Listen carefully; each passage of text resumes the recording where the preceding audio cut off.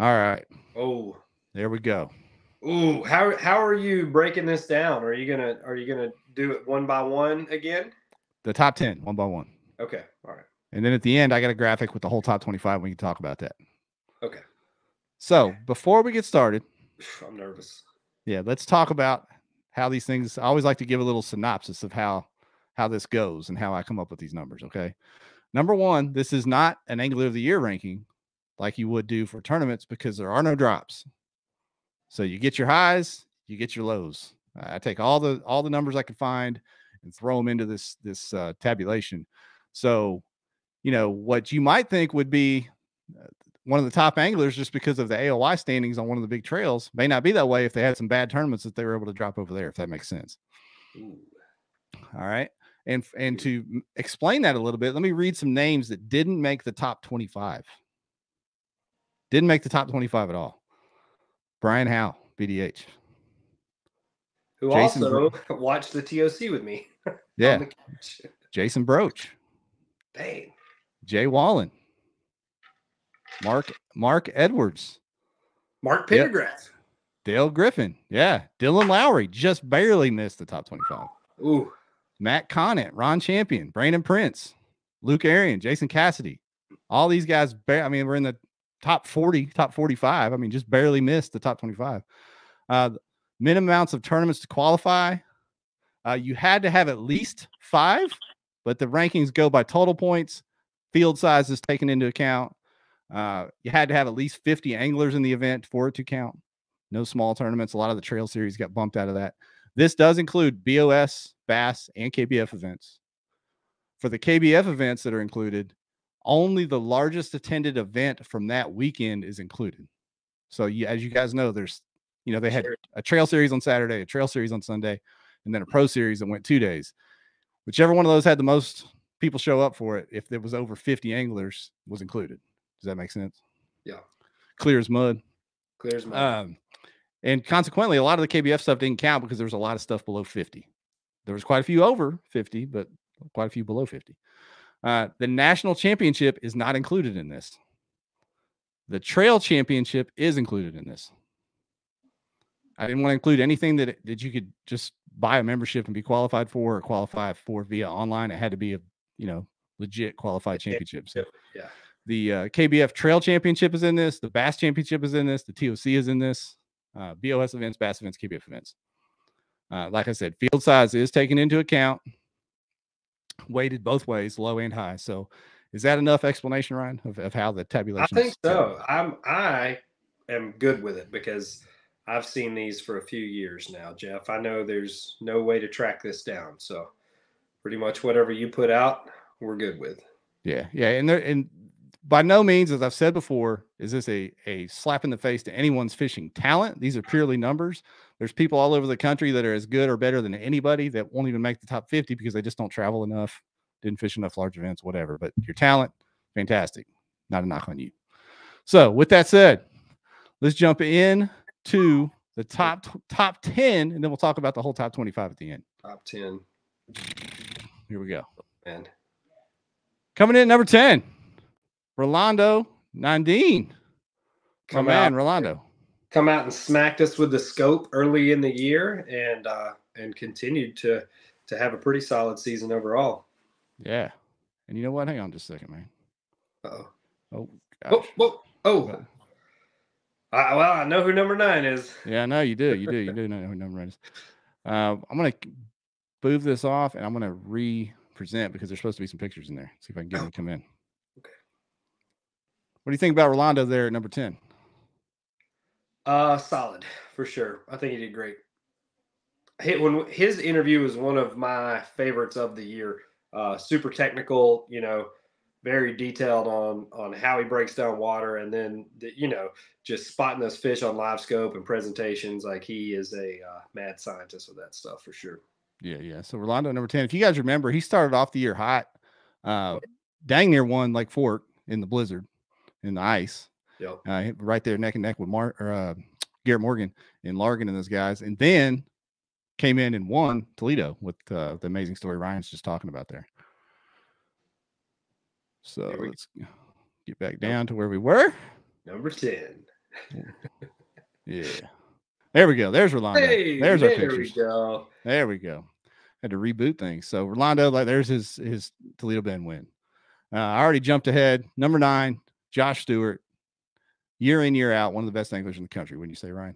Oh yeah, very consistent across the board. Hard to argue with Josh being in the top 10, I would say. For sure. And if you guys have any comments about any of these, please let me know. And Ryan, throw your commentary in there, of course. I want to see if you agree, disagree, throw rocks, whatever you think. I agree. All right. Number 8, Justin Largen. He gave him hell on the Bass Series all year, held that AOY until Drew clipped him at the end. He also had some success on the Hobie side. Great year for Justin Largen. Kind of made a splash this year, really. Oh yeah, yeah. He hit it hard this year. Be interesting to see, with next year's schedule too. The moves that are made on the bass side. I think you'll probably see more people fishing the events. Probably increase the overall level of competition and see if things get shaken up a little more. All right, number 7, the kid, Nolan Miner. Nolan, I think, would have been ranked higher. He just didn't have the body of work that everybody else had, to be honest. He never had really bad events, but he only had a handful of events. He only fished what, 4 or 5 BOS events, maybe? He had 5. Yeah. He had the minimum to qualify for this, which affected his overall points for this and his how I calculate this thing. But he was so consistent and finished so well in those, he still made the top 10. Yeah. Super smart kid, great angler. I think obviously you talk about making a splash in kayak fishing. Him just jumping into it this year and what he's done, I think we'll be seeing a lot more of the Miner brothers. Yeah. All right, on to number 6. Christine Fisher. Always consistent. Sliding into number 6. Can't argue that. It seems like she's cashing a check somewhere every other week. Yeah. So there you go. Christine. Now we're into the top 5 already, Ryan. What is that picture? What is she doing up there? I don't know. I just searched each of these people's names and found a fish pic and throw it up there. There you go. So there's Christine. I made sure she didn't have shoes on because, as you know, she also reps the kickball fighting league, and I always wanted her to have those weapons on display there. Kickball fighting league. Hey, dude. All right, top 5. Here we go. Number 5, the other Miner, Edwin Miner. He had a little larger body of work than his brother, which edged him ahead. And also, just like his brother, he didn't have the bad events like a lot of folks had to really knock him down. Now, if they show up, it seems like one or both of them is cashing a check in pretty much. All right, we're into the top 5. Into number 4. Ooh. Drew Gregory at number 4. This may shock some folks. Some people might thought he'd been higher. What do you think, Ryan? I think that's about right. I mean, he did, what did he fish? I'm trying to think of what Hobies he fished this year. It seemed like he fished a lot more bass events than Hobie events, right? I mean, you did the numbers, the answer to that. Yeah. He did enough. He did enough Hobie events, obviously, to get back into the championship and things. Oh yeah. But he did better on the bass side, and those events consequently were smaller, not weighted as much. Gotcha. There we go. But congrats on the Bass AOY. Obviously, Drew's one of the best in the country, year in, year out. All right, top 3. Guesses on the top 3. Ryan, what do you think? I mean, Cody Milton obviously has to be there, right? I guess we haven't heard Rus Snyders' name yet. Who am I missing? We're about to find out. Damn it. All right, go. Number 3, Guillermo Gonzalez. Shit. Dang it. Oh, I knew there was something really obvious I was overlooking there. Yeah. Yeah. My man, Guillermo Gonzalez. What can you say about G? I mean, my man catches them everywhere that he goes. Always a threat to win. Whatever he's fishing. So, one of those guys, one of the true PKAs out there. Not a joke. He's legit. Fishy. Just fishy, man. Yeah. That leaves our final 2, Ryan. Oh. And I feel like this is going to shock some folks. Damn it. But I'm going to explain. I'm wrong. You're telling me I'm wrong. You're telling me Cody Milton's number 2. I'm telling you, Cody Milton's number 2 in the final rankings. Dang it. I hate being wrong every day of my life. Yeah, in spite of his multiple AOYs this year, once I put these numbers in and they spit out, and I saw this, I had to double check my work and say, wait a minute, what's going on here? I felt like Cody was going to win it easy. But per event, based on the point system I use, Rus averaged more points per event than Cody did.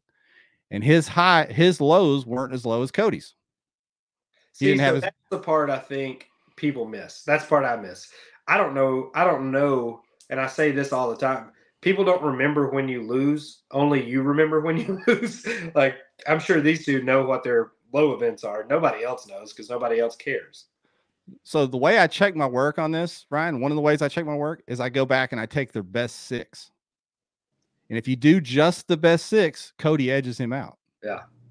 But if you do the total body of work, it goes just the other way. And I mean, I'm talking about very, very, very close. This was mathematically very, very close.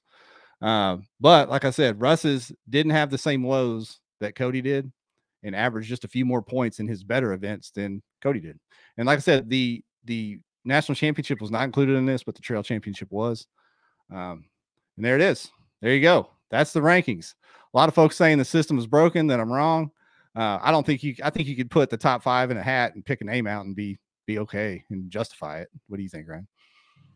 Yeah, for sure. I mean, really, I think once you get to that level that these guys and gals are operating on, it's pretty interchangeable. That's why, going into these tournaments, you can usually pick 6 out of the top 10, who's going to be there week in and week out, but you never know who's going to win it. I don't think there's one person that's just that dominant over the other top talent in the game here. Yeah. And what somebody's saying in the comments, Todd said double AOI we will never see again. AOI doesn't matter in this because you get many, like in KBF, you can have 15 drops. In Hobie, you can have 6 drops. There's no drops in this. This is all your events thrown into the deal. So if you've had some bad ones that you got rid of and people just kind of forget because you still had those 3 really high events, it comes out here. So I'm not knocking it. I don't think double AOI it will never be seen again. I think if, and not to, diminish the accomplishment, but I think if you pull off a Bass and a BOS AOI in the same year, that's the way that system is set up with the drops and how many events you have to fish and the level of competition. I think that's the next step up. That's the next challenge for Cody Milton. Do both of those in the same year. So boom, there's your whole top 25. Let's go over this for a minute because this will probably piss some people off too, and that's okay. So look here, we've got some hammers in the top 25. Brady Stores 25, Jordan Marshall sliding in at 23. Jordan should be a lot higher if you were just telling me to pick somebody talent wise, but he had some stinker events on the list. He had some low finishes on there, and that's no offense to you, Jordan. I had every finish was a low finish for me. He fishes a lot. Marshall fishes a ton of tournaments. And had some highs and lows there this year. Same thing with my boy Garrett Morgan. He had some really high events, was leading Bassmaster, but he had some low finishes too. Yeah. And Matt Scotch, 22. He's been up in the top 10 before. He's been a former top 3 in these rankings. He's had some highs and lows this year. So that is what played a lot into this, where you finished in the final. Some new people that didn't make it before. Brian Nelly, TOC champ, sliding in at 13. He had a solid, consistent year. Oh, yeah. Ryan Nye coming in at 24. And if you guys remember last year, I said there's only 3 people that have made this rankings list, the top 25 every year. Now there's only 2. Dun, dun, dun. And those 2 are Matt Scotch and Jody Queen. Or not Jody Queen, Matt Ball. Matt Ball and Matt Scotch have made it every year, every single year. Matt Ball is pretty consistent. He's cashing checks. He's flying, just slightly under the radar there. I think you'll see Matt Ball crack the top 10. He used to, the early days, what was it, 5 or 6 years ago, it seemed like Matt Ball was just cracking heads left and right all the time. Yeah. Yeah. And he'll, like you said, he'll be back there again. Probably sooner rather than later, don't you think? Oh, yeah. So there you go, guys. Let me throw that graphic up again. Maybe you can get a better view of it. Let's see. There it is right there. So how many, do we have any multiple power rankings winners? Number 1 spots? Rus has been number 1 before. That's what I thought. Sure enough, has. Cody's been number 1 before. Guillermo's been number 1 before. Jason Broach was the original number 1, I believe. Yeah, I remember that first one. Yeah. Jason Broach was the original number 1. Those guys in that top 10, especially, I mean, half of those folks are in the top 10 every year, it seems like. Christine, G, Cody, Rus, they're all up there all the time. We should do a belt buckle. What do you think? Yeah. KBN Power Rankings belt buckle. That'd be dope. Let's do that. I'm gonna find somebody that makes belt buckles. If anybody knows anybody, slide in the DMs. Yeah, the one thing Levi just mentioned it, and I didn't rig this. 3 Arkansas in the top 25. You got Cody, you got my man G Money, and then the sleeper Justin Brewer, number 19, had a great BOS season. Very Hopefully, consistent. we won't have to go back to Arkansas anymore, so that'll help. Come on, right?